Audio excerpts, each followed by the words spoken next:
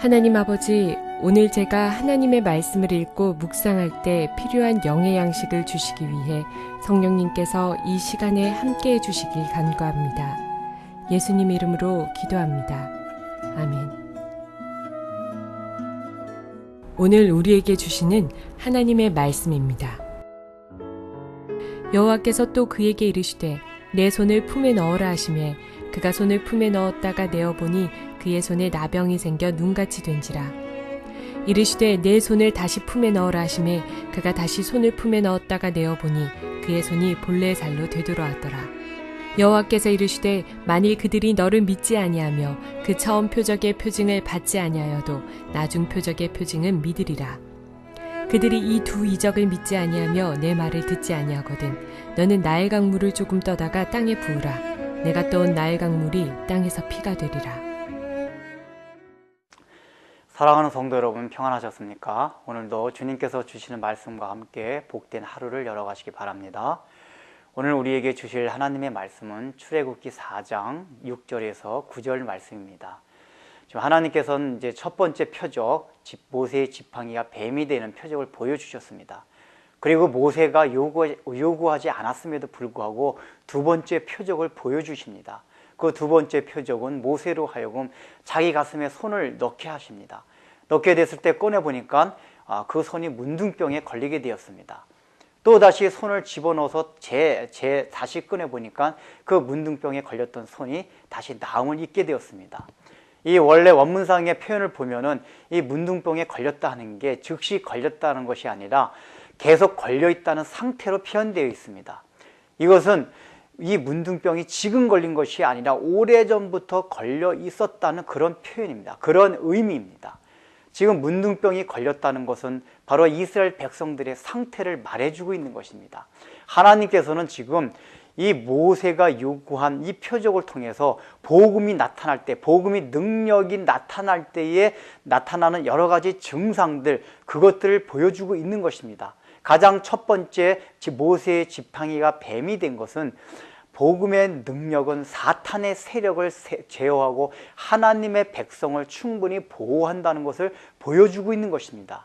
그렇다면 두 번째, 이렇게 모세가 손을 넣었을 때 문둥병에 걸렸고 다시 문둥병이 나은 것은 그 복음의 능력을 통해서 우리가 하나님의 형상을 회복해 나간다는 것을 보여주고 있습니다. 지금 이스라엘 백성의 상태가 어떻습니까? 문둥병이 걸린 상태입니다. 그들은 지금 고통을 당하면서 다 좌절하고 있습니다. 그들이 아무리 애원하고 하나님을 탄원을 해도 하나님의 어떤 응답이 없습니다. 그런 것을 통해서 그들은 이제 하나님이 우리 삶과 관여하지 않는구나 하는 이신동 같은 그런 생각을 하고 있었습니다. 하나님은 우리를 떠났다, 우리 상관하지 않는다, 아니면 하나님은 정말 애굽 사람들이 생각하는 것과 같이 여러 신들 중에 하나가 그런 신인가 보다 하는 그런 생각을 할 가능성이 많아졌습니다. 영적 상태가 문둥병과 같이 그렇게 하나님께서 낫게 함을 받지 않으면 안 되는 절대절명의 위기에까지 와 있었던 것입니다. 하나님께서 문둥병의 표적을 통해서 보여주셔야 한 것이 바로 너희들이 그런 문둥병이 든 사람들이다. 이미 과거서부터 지금까지 그런 상태로 되어 왔다. 이것을 이제 너희가 모세를 통해서 이 출애굽을 통해서 고칠 수 있다 하는 것을 보여주신 것입니다. 지금 하나님께서는 모세가 요구하지 않았는데도 이 표적을 보여주셨습니다. 그것이 왜 그렇습니까? 복음의 능력이라는 것은 바로 바로의 모든 권력, 또 사탄의 세력으로부터 우리를 보호하고 우리를 구해내는 것뿐만 아니라 그 능력은 하나님의 형상으로 우리를 회복시켜 나간다는 것을 가르쳐 주시고자 함입니다. 즉 복음의 능력으로서는 지팡이가 뱀이 되는 그 사건으로 끝나는 것이 아니라 문둥병 되었던 너희의 심령 상태가, 너희의 마음이 하나님의 형상을 닮아서 건강하게 돼간다 하는 것을 하나님께서 보여주신 것입니다. 근데 하나님께서는 말씀하십니다. 너가 첫 번째 표적을 보여줄 때는 그들이 듣지 아니할지라도 두 번째 표적을 보여주면 그들이 들을 것이다 라고 하나님께서 모세에게 얘기합니다. 이 얘기는 실제적으로 이스라엘 백성들이 문둥병이 많이 걸려 있었다는 것을 우리가 추측하게 합니다. 왜냐하면은 그들이 뱀을 무서워했습니다. 뱀이 어떤 신으로 생각했습니다. 그래서 그 신을 제압할 수 있는 여호와 하나님이라면 충분히 따를 수 있음에도 불구하고 그 이스라엘 백성들이 따르지 않았을 때 문둥병이 낫는다는 거, 모세가 손을 넣었을 때 다시 또 문둥병이 걸리고 다시 손을 뺐을 때 문둥이 낫는 것을 보고 나서 그들이 모세를 따른다는 얘기는 문둥병 걸리는 걸 더 두렵게 생각하고 있었다는 얘기입니다. 그렇다는 얘기는 그들이 실제 삶 속에서 어느 정도 문둥병과 연관돼 있었다는 것을 말합니다. 학자들의 견해로는 그들이 그렇게 국고성을 쌓고 고생을 하면서 그들의 어떤 불결한 그런 환경 때문에 피부병 내지는 문둥병이 많이 창궐했을 것이라고 얘기들 합니다. 이러한 것으로 인해서 실제로 이스라엘 백성들이 문둥병에 대한 두려움과 그렇게 그것을 겁내하는 마음이 많이 있었을 것입니다. 그런데 지금 모세의 기적에서 나타난 것이 무엇입니까? 바로 이 모세를 통해 나타나는 하나님의 능력은 너희의 문둥병까지도 고쳐줄 수 있는 그런 하나님이다라는 것을 보여주신 것입니다. 1차적으로는 그들의 육체적인 문둥병을 고치는 것을 보여주심으로써 그 표적을 보여줌으로써 그들이 모세를 따르게 하는 것입니다.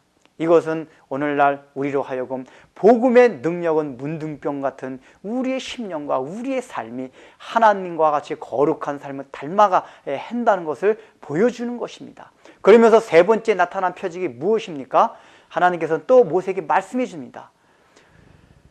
너희가 그래도 듣지 아니하면은 나일강의 하수가 다 피가 되는 그 표적이 일어날 것이라고 얘기를 합니다.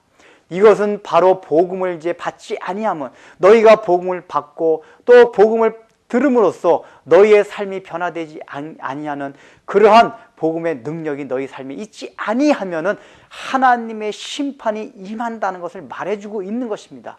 이것도 복음의 능력의 하나라는 것입니다. 여기까지 가는 것입니다.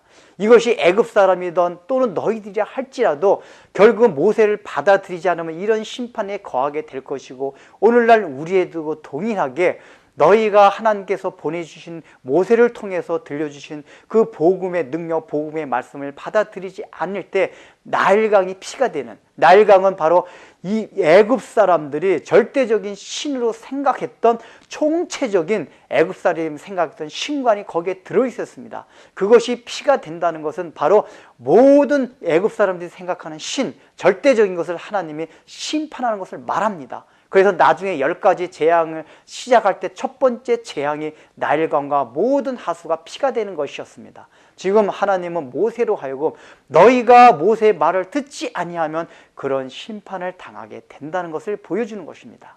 오늘날 우리에게도 동일합니다. 하나님께서 모세를 통해서 하나님의 사역자들을 통해서 성경을 통해서 들려주시는 이 복음의 말씀을 듣지 아니하고 그 복음의 능력이 우리의 삶에 함께 하지 아니할 때에 그 심판이 우리에게 온다는 것을 명심하라는 것입니다. 기도하겠습니다. 하나님 아버지, 하나님께서는 모세를 통해서 복음의 능력이 나타날 것에 대해서 그 나타나면 어떻게 될 것인가에 대해서 보여주고 있습니다. 복음은 먼저 모든 사탄의 세력으로부터 우리를 보호해주며 또 두 번째로는 그 보호해줄 뿐만 아니라 문둥병과 같은 우리의 삶과 우리의 마음이 깨끗해지고 그것을 받아들이지 않을 때에 참으로 심판이 온다는 것을 가르쳐 주셨습니다. 우리 삶에서 이것을 늘 생각하고 과연 내가 모든 사망의 세력부터 보험을 받는 그 능력을 체험하고 있는지 또는 내가 보험을 받아들였음에도 불구하고 아직까지 문둥병과 같은 나의 삶과 나의 마음의 상태가 변화되지 아니하였다면 다시 한번 그 모세의 말씀을 모세로부터 들려오는 하나님의 말씀을 받아들이고 그 능력이 우리 삶 가운데 나타날 수 있도록 하여 주시사 우리의 삶 가운데 하나님의 심판에 머무르는 일이 없도록 늘 우리를 살피게 하여 주옵소서. 예수님의 이름으로 기도드립니다. 아멘.